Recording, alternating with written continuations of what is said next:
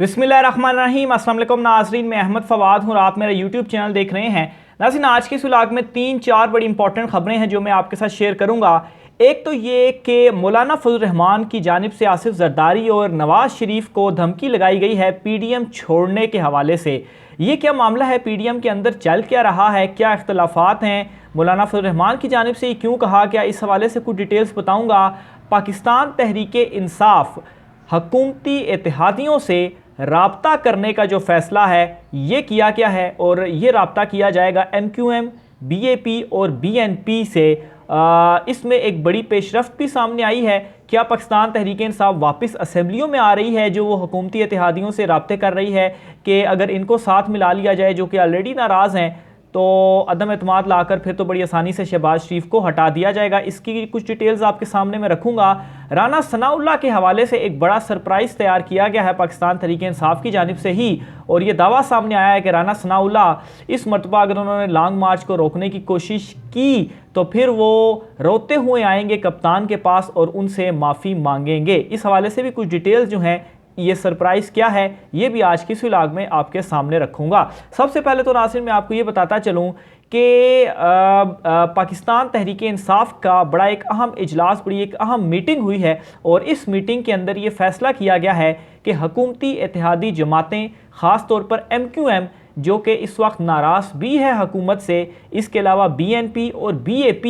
इनसे रब्ता किया जाएगा और इनको तोड़ा जाएगा हुकूमत से, जिस तरीके से इन्होंने पाकिस्तान तहरीक इंसाफ के साथ किया था। तो बहरहाल इससे एक हिंट तो ये मिल रही है कि इनको तोड़ने के बाद सदर मुमलिकत जो हैं वो शहबाज शरीफ साहब को एतमाद का वोट लेने का कहेंगे तो वो वोट ले नहीं पाएंगे, जिसकी वजह से खुद ब खुद वो हट जाएंगे। और दूसरी तरफ ये भी इसमें इशारा है कि पाकिस्तान तहरीक इंसाफ असम्बली में वापस जाएगी, क्योंकि जो उनका इस्तीफ़े मंजूरी वाला मामला है वो भी अभी पेंडिंग है अदालत में ही, तो इसलिए उनके जो इस्तीफ़े हैं वो अभी वहीं के वहीं हैं। तो इसलिए अगर वो सारे वापस जाते हैं, इन इत्तेहादी जमातों को अपने साथ मिला लेते हैं, तो फिर भी शहबाज शरीफ साहब जो हैं, चूँकि 2 वोटों के ऊपर ही तो उनकी हुकूमत बनी हुई है, तो उनको बड़ी आसानी के साथ हटा दिया जाएगा। इमरान खान साहब जो हैं फिर अगर दोबारा से भी वज़ीर आज़म बनते हैं तो फिर वो असम्बलियों को तहलील करके फौरी तौर पर नए इलेक्शंस में जा सकते हैं। तो बहरहाल इस चीज़ के ऊपर इस वक्त पाकिस्तान तहरीक इंसाफ में गौर हो भी रहा है।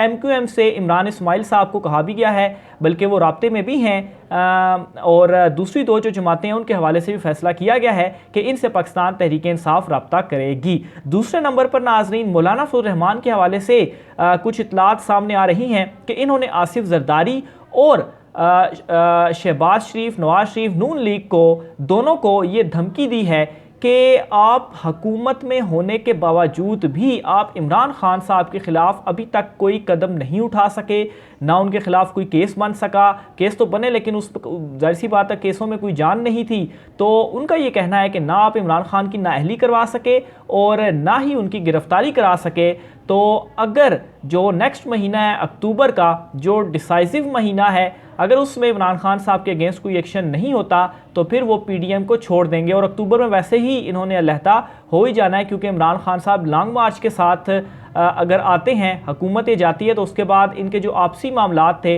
वो अभी जब ये इत्तेहाद में है तो तब भी एक दूसरे के इख्तलाफात और वो मामलात तय नहीं हो रहे। तो जब इनकी हुकूमत जाएगी तो फिर ये आप देखिएगा कि किस तरीके से एक दूसरे का गिरबान जो है वो फाड़ते हैं। बहरहाल मौलाना फजल रहमान साहब के हवाले से ये जो इतलात है वो सामने आ रही हैं। राना सनाउल्लाह की जानिब से मुकम्मल जो तैयारी है वो तो कर ली गई है कि इमरान खान साहब का लॉन्ग मार्च रोका जाएगा, खंदके खोदने, 25-30 हज़ार एहलकारों को इस्लामाबाद में तैनात करने,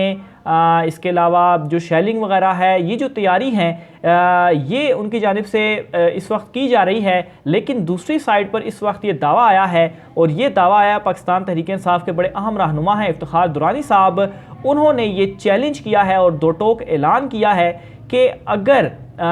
ये इमरान खान साहब का जो लॉन्ग मार्च है, एक तो ये रुकने नहीं वाला, और राना सनाउल्लाह जो है अगर इसको रोकेंगे तो वो खुद इमरान खान साहब के पास रोते हुए आएंगे और उनके पाँव में गिरेंगे और उनसे माफ़ी मांगेंगे। इस बयान को इम्पोर्टेंस में इस वजह से दे रहा हूँ कि यही इफ्तिखार दुरानी है जिनके हवाले से ये कहा जा रहा है कि जो नेशनल सिक्योरिटी की एक मीटिंग हुई थी जिसमें जो इमरान खान साहब जो मरासला उन्होंने लहराया था वो मरासला पेश किया था और फिर उसके बाद उसकी प्रेस रिलीज सामने आई थी, तो ये उन्हीं के मशवरे के ऊपर हुआ था। अगर वो ये मशवरा ना देते और ये मीटिंग ना होती तो अभी इमरान खान साहब के पास कोई प्रूफ ना होता। बेशक वो मरासला कहते भी रहते, तो दूसरी तरफ अपोजिशन की जानिब से काउंटर करने के लिए ये कहा जाता कि इमरान खान साहब झूठ बोल रहे हैं और वैसे भी वो इस वक्त चूँकि हुकूमत में भी नहीं है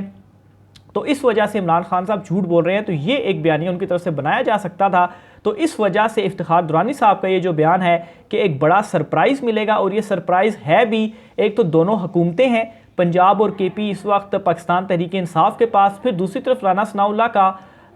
इनडायरेक्टली उन्होंने ये कहा है कि अगर वहाँ से लॉन्ग मार्च के लिए लोगों को आने की इजाज़त दी गई तो क्या किया जाएगा, कॉन्स्टिट्यूशनल वे, यानी कि इशारा उनका था कि गवर्नर राज शायद जो है वो पंजाब में लगाया जाए। लेकिन इस सूरत में पाकिस्तान तहरीक इंसाफ में ये भी बात ज़ेर बहस है कि पंजाब असम्बली को ही डिज़ोल्व कर दिया जाए, क्योंकि अभी उनकी वहाँ पर परवेज़ इलाही साहब वज़ीर आला हैं तो वो डिज़ोल्व कर सकते हैं। तो फिर उस सूरत में तो पंजाब में भी जो बहरान है वो शुरू हो जाएगा। तो ये जो चीज़ें हैं वो इस वक्त चल रही हैं, और इमरान खान साहब इस मरतबा के लॉन्ग मार्च के लिए एक बड़ा सरप्राइज़ है जो कि उन्होंने तैयार किया हुआ है। इस्लामाबाद में आने से उन्हें राना सनाउल्लाह साहब नहीं रोक सकते। और इस वक्त जो लोगों की तादाद है, क्योंकि उस वक्त एक तो शुरू भी था, लोग उस तरह से बाहर नहीं भी निकले थे, और अभी बहुत सारे इकदाम ऐसे हो भी चुके हैं, ख़ास तौर पर जो महंगाई है या जो बिजली के बिल हैं, इन चीज़ों को देखते हुए, या जिस तरह से IMF कर्जा या पेट्रोल की जो कीमतें बढ़ती जा रही हैं, डॉलर जो दिन ब दिन ऊपर जाता जा रहा है, तो लोग इस वक्त बहुत ज़्यादा तंग आ चुके हैं और उन्हें सिर्फ एक कॉल की ही ज़रूरत है कि कोई उन्हें कॉल दे और वो इस इम्पोर्टेड हुकूमत के ख़िलाफ़ बाहर निकलें। तो इमरान खान साहब ने अगर लॉन्ग मार्च किया तो राना सनाउल्लाह साहब इस वक्त इस मरतबा उनको जो है वो नहीं रोक सकते। रोक तो खैर वो पिछली बार भी नहीं सके थे, लेकिन स्टिल जो रुकावटें थी वो शदीद किस्म की उनकी जानिब से डाली गई थी। इसके अलावा नाज़रीन एक और बड़ी अहम खबर है जो मैं आपके साथ शेयर करूँगा। परवेज़ इलाही साहब और वफाकी हुकूमत के दरमियान बड़ी एक अहम तैनाती के ऊपर इस वक्त ठन गई है, और ये मामला है CCPO लाहौर जो हैं ग़ुलाम महमूद डोगर साहब, इनके हवाले से ये इतलात थी कि इनको वफाकी हुकूमत की जानिब से जो है वो हटाया गया, लेकिन परवेज़ इलाही साहब ने कहा कि हमसे पूछे बगैर आप हटा रहे हैं तो इनको हम आपको हटाने नहीं देंगे। तो तफसीलात के मुताबिक नाज़रीन पंजाब हुकूमत ने CCPO लाहौर ग़ुलाम महमूद डोगर को फ़राइज़ की अंजाम दही जारी रखने का हुक्म दे दिया है, जबकि वफाकी हुकूमत ने इनकी सबकदोशी का नोटिफिकेशन जारी किया है। तो ज़ाहिर सी बात है इनको ये डर है कि अगर इमरान खान साहब लॉन्ग मार्च लेकर आए तो इन्होंने अपना बंदा लगाना होगा ताकि वो इस लॉन्ग मार्च को रोक सकें। तो बहरहाल ये तो पंजाब में अगर कोई तब्दीली करनी है तो इख्तियार पंजाब हुकूमत के पास है। बहरहाल इनकी जानिब से भी नोटिफिकेशन हुआ, लेकिन परवेज़ इलाही साहब इस मामले के ऊपर डट गए हैं और इनको जो हटाने के हवाले से जो नोटिफिकेशन था या नई तैनाती के हवाले से, तो वो परवेज़ इलाही साहब की जानिब से रोक दिया गया है। और परवेज़ इलाही साहब के हवाले से ये बात भी याद रखी जाए कि बहुत ज़्यादा इस वक्त प्रोपेगेंडा भी सामने आ रहा है कि शायद वो इमरान खान साहब के बहुत ज़्यादा अगेंस्ट हैं, लेकिन या उनके दरमियान कोई जो लड़ाई है या इमरान खान साहब उनको हटाने जा रहे हैं। तो एक बात आप जहन में रखें, सर्द मोहरी जो है वो ज़रूर है इन दोनों के दरमियान, लेकिन मोनस इलाही साहब जो हैं वो इस तमाम तर मामले में बड़ा इंपॉर्टेंट रोल प्ले कर रहे हैं, और उन्हीं की वजह से ही इस वक्त एक तो PTI और काफ लीग जो है वो इकट्ठे भी हैं, और